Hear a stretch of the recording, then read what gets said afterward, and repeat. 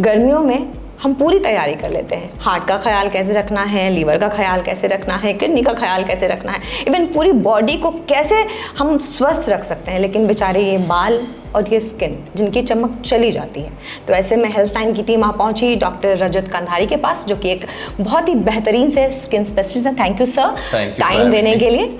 और अब आपके पास आए हैं तो ऑब्वियसली स्किन और बालों की बात होनी चाहिए। तो गर्मियों के लिए कुछ ऐसे टिप्स आप दे दीजिए कि हमारे बाल जो हैं वो और खूबसूरत हो जाएं और स्किन पे ग्लो बना रहे। जी, थैंक यू फॉर हैविंग मी।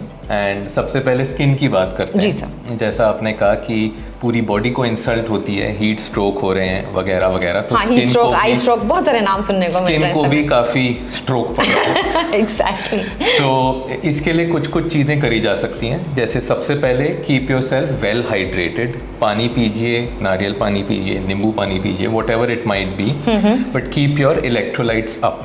इससे क्या होता है, योर स्किन फ्लूइड्स, जो आपका स्किन का फ्लूइड बैरियर है, वो रिप्लेनिश होगा तो आपके स्किन का बैरियर इंटैक्ट रहेगा। हमारी स्किन एक दीवार की तरह होती है जिसमें एक ब्रिक है और एक सीमेंट है। तो अगर जो वेदर बहुत चेंज होगा तो वो थोड़ी टूटेगी, स्वेल अप होगी, क्रम्बल डाउन कर जाएगी। तो उसको रिप्लेनिश करने के लिए हाइड्रेशन बहुत ज़रूरी है। दूसरी बात हम करते हैं सनस्क्रीन की। जैसा आपको पता है आजकल हर जगह सनस्क्रीन की बात होती है। तो सनस्क्रीन किस प्रकार की यूज़ करनी चाहिए? सबको सनस्क्रीन यूज़ करनी चाहिए। पहली चीज़ तो ये आउट ऑफ द वे कर देते हैं, सबको करनी चाहिए। सेकेंडली, हमें सनस्क्रीन के लेबल पे ये देखना चाहिए कि दो चीज़ें, एक हमें SPF क्या मिल रहा है। तो इंडियंस के लिए 30 से ऊपर SPF बढ़िया है और 50 से ऊपर और भी अच्छा है। और दूसरी चीज़ हमें ये देखनी चाहिए कि UVA कवरेज है या नहीं।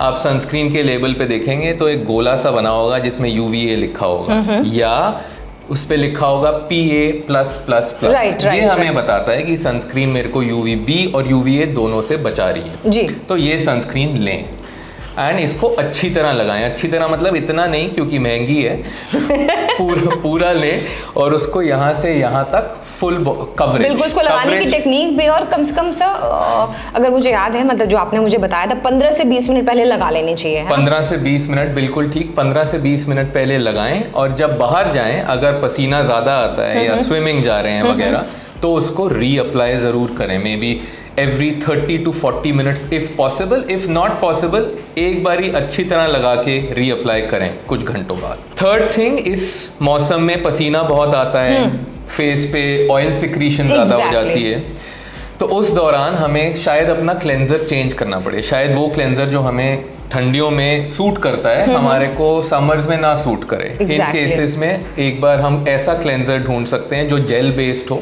जेल बेस्ड क्लेंजर थोड़ा चेहरे को ड्राई रखता है जी। और अगर किसी का बहुत ही ऑयली फेस है, वो उसमें they can look for salicylic acid 1%, glycolic acid 3 to 6%। ये चीज़ें कुछ हेल्प करेंगी ऑयल हटाने में, तो ये अच्छा रहेगा। बट एक बार अपने डर्मेटोलॉजिस्ट से ज़रूर पूछ लें, क्योंकि अगर किसी की सेंसिटिव है स्किन तो शायद ये उचित ना रहे जी, तो हो सकता है सूट ना करे एग्जैक्टली।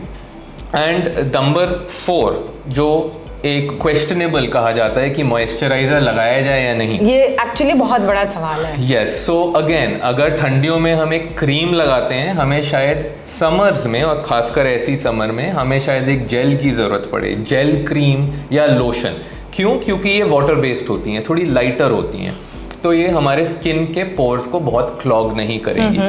तो ये वाले मॉइस्चराइजर्स लगा के अपने स्किन को रिप्लेनिश करें। गर्मियों में भी मॉइस्चराइजर लगाना जरूरी है। yes. ये बहुत ध्यान देने वाली बात है, क्योंकि बहुत सारे लोगों को ऐसा लगता है कि अरे यार इस मौसम में तो कोई ज़रूरत ही नहीं है। और अलका, दूसरी चीज़ ये है कि इस मौसम में कई बार मन भी नहीं करता क्योंकि ऐसे चिपचिपा सा लगता है। इसलिए look for a moisturiser which is lightweight and non comedogenic. ये चीज़ें मॉइस्चराइजर के लेबल पर मेंशन्ड रहती हैं, तो आप इनको लुक आउट कर सकते हैं। अच्छा, एक और बात है सर, चेहरे की बात तो हमने कर ली, लेकिन हाथ और पैर, मतलब अगर कोई मेरी तरह ड्रेस पहनता है क्योंकि उसका प्रोफेशन वैसा है या उसको पसंद है, तो गर्मियों में हाथ और पैरों के जो सनस्क्रीन होते हैं वो क्या डिफरेंट आते हैं, अलग आते हैं? चेहरे के लिए जो सनस्क्रीन आती है, अगर आप लेते हैं एक सनस्क्रीन, आजकल कहा जाए तो anywhere between 600 to 700 to 1000 rupees आपको एक नॉर्मल सनस्क्रीन मिल जाती है जी, राइट।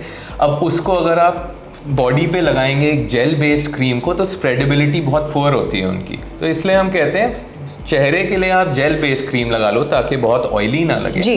पर बॉडी के लिए आप एक लोशन भी लगा सकते हैं क्योंकि वो कॉस्ट इफेक्टिव होती है और ईजिली स्प्रेड हो जाती जी। है, तो वो एक बेटर ऑप्शन है।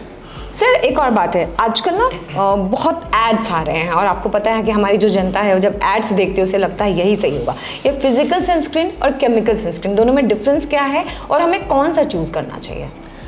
फिजिकल सनस्क्रीन आपको याद होगा एक टाइम होता था और अब भी कई बार दिखते हैं, ऑस्ट्रेलियन क्रिकेटर्स, इंडियन क्रिकेटर्स जिनके ऊपर बिल्कुल वाइट जी हाँ, वो एक ट्रू फिजिकल सनस्क्रीन है। बट आज की डेट में इन्हीं फिजिकल सनस्क्रीन को कंपनीज ने इनका पार्टिकल साइज छोटा कर दिया और इनको कॉस्मेटिकली बहुत एक्सेप्टेबल बना दिया है, तो आपको प्रोटेक्शन ऑलमोस्ट वैसी मिल जाती है बट कॉस्मेटिकली ज़्यादा बेहतर है। फिजिकल सनस्क्रीन सन की रे को रिफ्लेक्ट कर देती है, मतलब आई और हाँ, वो चली गई। केमिकल सनस्क्रीन उसको अब्जॉर्ब करेगी और ख़त्म करेगी। ओके। तो इसलिए कहा जाता है कि अगर किसी को खासकर ज़्यादा ही पिगमेंटेशन है तो फिजिकल सनस्क्रीन लगाएं। इंडियन स्किन के लिए कहा जाता है फिजिकल और या फिर टिंटेड सनस्क्रीन। टिंटेड का मतलब हल्का सा फाउंडेशन रहता है उसमें, तो वो भी रिफ्लेक्ट कर देती है, उसमें आयरन ऑक्साइड होता है। हाँ, आयरन ऑक्साइड एंड जिंक इनका zinc, so that is almost like a physical sunscreen, so that is very good. But अगर शायद किसी आदमी को कहा जाए मेल को कि फिर टिंटेड सनस्क्रीन लगाओ, शायद वो नहीं लगाना चाहेगा, तो they can then use a physical sunscreen. Okay जी, thank you sir, thank you so much हमसे बात करने के लिए, आपने इतना वक्त निकाला। Thank you. Doctor Rajat Kadhari के साथ बनाई गई ये वीडियो आपको कितनी पसंद आई, कितनी सारी इन्फॉर्मेशन मिली, इसके लिए कमेंट करके ज़रूर बताइएगा। लाइक शेयर करना तो ज़रूरी है, सब्सक्राइब करना बिल्कुल ना भूलें और अगला वीडियो आपको किस टॉपिक पे देखना है ये भी ज़रूर बताइएगा।